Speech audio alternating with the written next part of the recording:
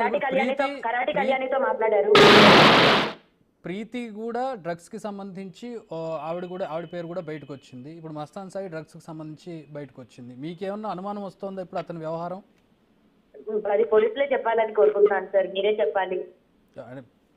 మీకు అతను పరిచయం ఉన్నాడు కాబట్టి మిమ్మల్ని అడుగుతున్నాం.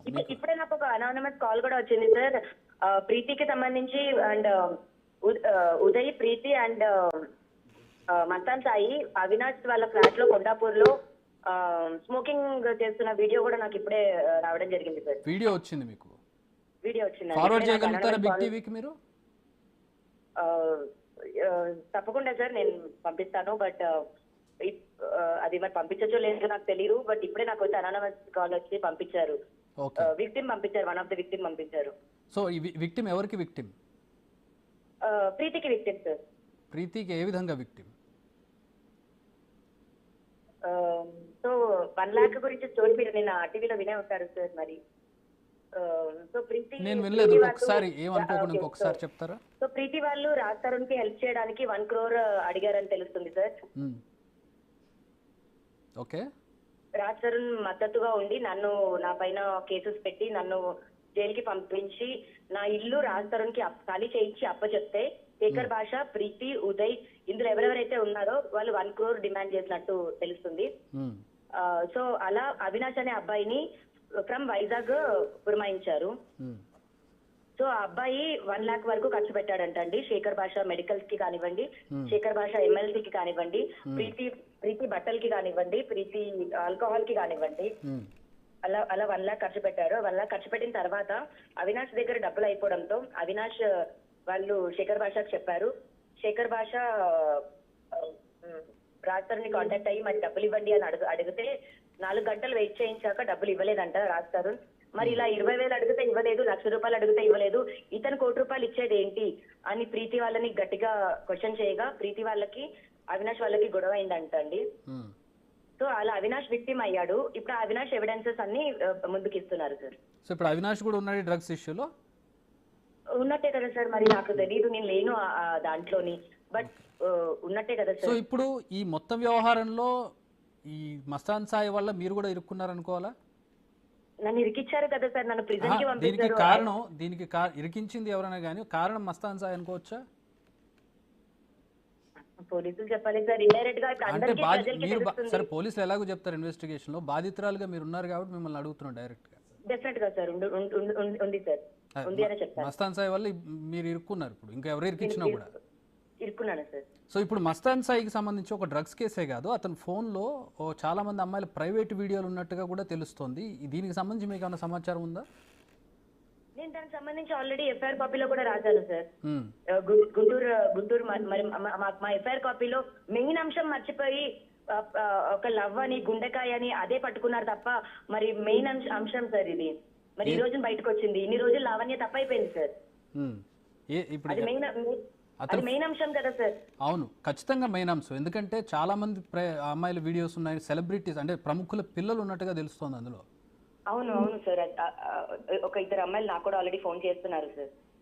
మీకు తెలిసిన వాళ్ళు ఎవరైనా ఉన్నారు అందులో? అంటే పేర్లు అవసరం లేదు కానీ బాధితులు ఉన్నారు. చెప్పలేను సార్, ఐఎమ్ రియల్లీ సారీ, నేను పేర్లు అలా చెప్పలేను, వాళ్ళు కూడా అమ్మాయిలే కాబట్టి. బట్ ఖచ్చితంగా వాళ్ళే బయటకు వస్తామని చెప్తున్నారు.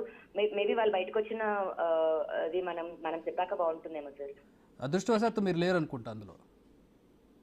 అనుకుంటా సార్, బట్ మస్తాన్ రివీల్ అయితే చేస్తాడు. మరి వాళ్ళ ఇంట్లో కెమెరా పెట్టినప్పుడు అండ్ నా వీడియో కూడా ఉంది సార్, అది నేను ఓపెన్ గానే చెప్తున్నాను. ఓ, మీరు కూడా బాధితులు ఇప్పుడు ఆ వీడియోస్? నేను కూడా బాధితులనే సార్.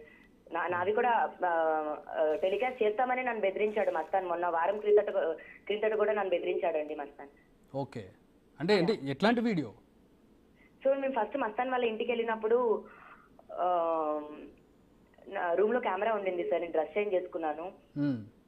ఆ వీడియో ఒకటి మస్తాన్ దగ్గర ఉండింది. అండ్ గుంటూరులో నన్ను కొట్టి నా ఫోన్స్ కాపీ చేసుకున్నప్పుడు నా iCloud and 2 Gmails, Google photos through takeout ద్వారా నా ఫొటోస్ కాపీ చేసుకున్నారు సార్. సో నా పర్సనల్ ఫొటోస్ కూడా అతని దగ్గర ఉన్నాయి. అవన్నీ నేను మీడియాకి ఇస్తానని చెప్పడం జరుగుతుంది. ప్రముఖ యూట్యూబ్ ఛానల్స్ వాళ్ళందరికీ కూడా నా ఫొటోస్ అవన్నీ ఇచ్చింది మస్తానేనండి. ఓకే, నన్ను బెదిరిస్తున్నాడు, 1 వీక్ నుంచి కూడా నన్ను బెదిరించాడు. బెదిరించే ఆ ఛానల్స్ కి అండ్ కరాటి కళ్యాణి గారితో కూడా అలా మాట్లాడడం జరిగింది సార్. ఏమని బెదిరించాడండి? నావి ఇస్తాను మీడియా వాళ్ళకని బెదిరించాడు. లేకపోతే అంటే అంటే ఇస్తాను అని అంటే దానికి ఏదో ఒకటి ఉంటుంది కదా, దానికి కావాల్సింది ఏదో ఉంటుంది, తనకి ఏదో కావాలని డిమాండ్ చేస్తాడుగా. తన గురించి మంచిగా మాట్లాడాలండి నేను. ఓకే, ఇప్పటి వరకు మీరు మంచిగానే మాట్లాడారు పాపం అతని గురించి. మంచిగానే మాట్లాడానండి. తను రివర్స్ అయిన తర్వాతే నేను ఇప్పుడు చెప్పాల్సి వస్తుంది. ఇంకా మీడియా ప్రెషర్ కూడా నాకు అలాగే ఉంది కదా సార్. అవును, ఇంత బ్లాక్మెయిల్ చేశాక ఇంకా బయట పెట్టాలి కదా అతని గురించి కూడా. నేను గత నెల రోజులుగా నేను తనకు మంచిగానే మాట్లాడాను సార్. అవును, ఎక్కడ కూడా అతని గురించి నెగిటివ్ చెప్పలే. కానీ ఇంతమంది బాధితులు ఉన్నారు అతడి వల్ల ఇప్పుడు. అంటే మీరు ఒక్కలే కాదు, ఈ లిస్ట్లో చాలా మంది ఉండే అవకాశం ఉంది ఇప్పుడు. అవును సార్, అవును. అందులో 2-3 మీకు కాంటాక్ట్లు ఉన్నారని చెప్తున్నారు. అంటే అతను ఎట్లా బ్లాక్మెయిల్ చేస్తాడు? డబ్బుల కోసమా, లేకపోతే మరొకసారి అతనితో గడపడానికా? ఎట్లా బ్లాక్మెయిల్ చేస్తాడు? అన్ని ఉంటాయి సార్. కానీ ఏదేమైనా ప్రతి ఆడపిల్ల కోరుకునేది ఒకటే ఉంటుంది, తనకు సంబంధించినవి పరాయి వాళ్ళ దగ్గర ఉండకూడదు అనే కోరుకుంటుంది సార్. అలాంటి ఒక మనస్తత్వంలోనే నేను చాలా సార్లు అతనికి భయపడి మాట్లాడేదాన్ని అండి. అతనితో భయపడి అతన్ని మళ్ళీ కలవడానికి కూడా వెళ్ళేదాన్ని. ఓకే, చాలా ఇబ్బంది పెట్టారు మిమ్మల్ని. పట్టాను సార్, 2 years నుంచి పడుతున్నాను సార్. సో ఈ మొత్తం వ్యవహారాలు ఎక్కడ డ్రగ్స్ కి సంబంధించి రాలేదు? నేనున్నప్పుడు అయితే లేదు సార్. మరి ఎప్పుడు మా కేసు అండ్ మా గొడవ మా వీడియో లేదు సార్. ఎప్పుడు రాజతరుణ్ జరిగి మాల్వి జరిగి 1 year సార్. ఓకే, అంటే నేను డ్రగ్ కేసులో ఉన్నది కూడా నాకు ఈ ఇయరే కదా సార్. అవును, నేను యూఎస్ నుంచి వస్తుంటే నన్ను లాక్కొని వెళ్ళి వేసేసారండి. నా దగ్గర డ్రగ్స్ లేవు, నేను కొనలేదు, నేను అమ్మలేదు సార్ ఎప్పుడు. ఈ వ్యవహారంలో కూడా అంటే ఈ ఒక్క వీడియోస్ కాకుండా ఇప్పుడు డ్రగ్స్ కి సంబంధించి కూడా మస్తాన్ సాయి హ్యాండ్ ఉంది ఇందులో. మరి ఉందని కాబట్టి అరెస్ట్ అయి ఉంటాడు కదా సార్. అదే అంటే అతను కాదు, అంటే మీరు ఇరుక్కున్నారని చెప్తున్నారు కదా మీ విషయంలో. డెఫినెట్ గా సార్. నా దగ్గర చాలా ఆడియో రికార్డింగ్స్ ఉన్నాయి. నేను ఇప్పటి వరకు ప్లే చేయలేదు. నాకు నా ఫ్యామిలీకి థ్రెట్ ఉంది అని నేను అది గుంటూరు పోలీస్ స్టేషన్ లో చెప్పడం కూడా జరిగింది. ఎలాంటి థ్రెట్ అండి? ఇప్పుడు మీ డాడీ బండి పైన వెళ్తూ ఉంటారు, లారీ వచ్చి గుద్దేస్తుంది అనానమస్ గా అని అంటారు సార్. నాకు అప్పుడు వాళ్ళు వాళ్ళ ఫ్యామిలీ మెంబర్స్ సార్. ఎవరి ఫ్యామిలీ? మస్తాన్ వాళ్ళ ఫ్యామిలీ మెంబర్స్. సో మస్తాన్ వాళ్ళ ఫ్యామిలీ కూడా ఇందులో ఉంది? అవును సార్. సో ఫ్యామిలీ అంటే పేరెంట్సా లేకపోతే అన్నదమ్ములా, ఎవరు? Father mother sir. ఓ, మన కేసు ఏమైనా పెట్టారు? మీరు మిమ్మల్ని ఎంత ఇబ్బంది పెడుతుంటే, ఇంత భయపెడుతుంటే? పెట్టాను కదా సార్. విజయవాడ గుంటూరులో ఒక కేసు ఉంది, హైదరాబాద్ లో ఒక కేసు, 2 కేసులు పెట్టాను సార్. అంటే ప్రెసెంట్ ఇప్పుడు అతన్ని పట్టుకున్నారు, అతన్ని ఇప్పుడు ఏంటి ఎట్లా? అసలు ఇప్పుడు పట్టుకున్నదే ఇంకా నాకు అసలు అవగాహన లేదండి. ఇంకా పూర్తిగా నేను న్యూస్ లో చూడడమే. ఇవాళ జరిగినట్టుంది, ఇందాకే జరిగినట్టుంది అది. ఓకే, కాకపోతే నేను పెట్టిన కేసులో కానీ నేను కోర్టుకి వెళ్ళి 164 లో ఇచ్చింది కానీ మెయిన్ అంశం అయితే ఇదే సార్. బట్ పెళ్లి చేసుకోమని నేను అడిగాను అన్న ఒక చిన్న మాట దగ్గర మొత్తం కేసే ఫాల్స్ అన్న దగ్గర కొట్టేస్తున్నారు. మరి ఒక ఆడపిల్ల భయంని కూడా కన్సిడరేషన్ తీసుకోవాలి. ఈ రోజు మీడియాలో ఇంత అయిపోయింది కాబట్టి నేను ఇంకా ఓపెన్ అప్ అయి మాట్లాడుతున్నాను సార్. అవ్వాలండి. అంటే ఇప్పుడు ఇంకా నిండా మునిగాక చలే ఉంటుంది చెప్పండి లావణ్య గారు. డెఫినెట్ గా అండి.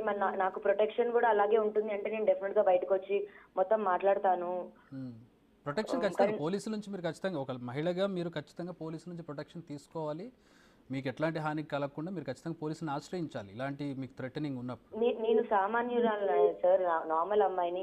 రాస్తారు హీరో ఉండొచ్చు, డబ్బులు ఉండొచ్చు, బట్ నేను నార్మల్ అమ్మాయిని. సామాన్యులకైనా విఐపీలకైనా చట్టం ఒకటే తీరులో ఉంటుంది, న్యాయం ఒకటే తీరులో ఉంటుంది. మీరు పోలీసులను ఆశ్రయిస్తే ఖచ్చితంగా మీరు సామాన్యురాలైనా విఐపీ అయినా ఖచ్చితంగా మీకు ప్రొటెక్షన్ ఇస్తారు మీకు థ్రెట్ ఉందంటే.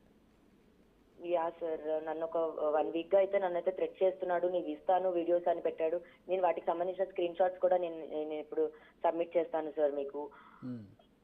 నేను పోలీసులు కూడా ఇంక ఇచ్చేస్తాను ఖచ్చితంగా. ఇప్పుడు ఇలా మాట్లాడుతున్నాను కాబట్టి డెఫినెట్ గా నాకు ఇంకా అటాక్స్ జరుగుతాయండి. అట్లా ఏం జరగవండి. మీరు ఖచ్చితంగా పోలీసులను ఆశ్రయించండి. లీగల్గా ఎలా వెళ్ళాలో ఖచ్చితంగా అలా వెళ్ళండి. ఎందుకంటే అతను కూడా ఇప్పుడు ప్రస్తుతం పోలీసుల అదుపులో ఉన్నాడు. ఇంకా థ్రెట్ ఎట్లా ఉంటుంది? వాళ్ళ పేరెంట్స్ నుంచి ఏమైనా ఉంటుంది అనుకుంటున్నారా? వాళ్ళ ఫాదర్ సార్. ఓకే, ఏం చేస్తుంటారు వాళ్ళ ఫాదర్ కూడా పరిచయం మీకు? మా కేసు తర్వాత మాకు చాలా గొడవలు అయ్యాయి సార్. ఓకే. సో ఇప్పుడు కొడుకు ఎవరికైనా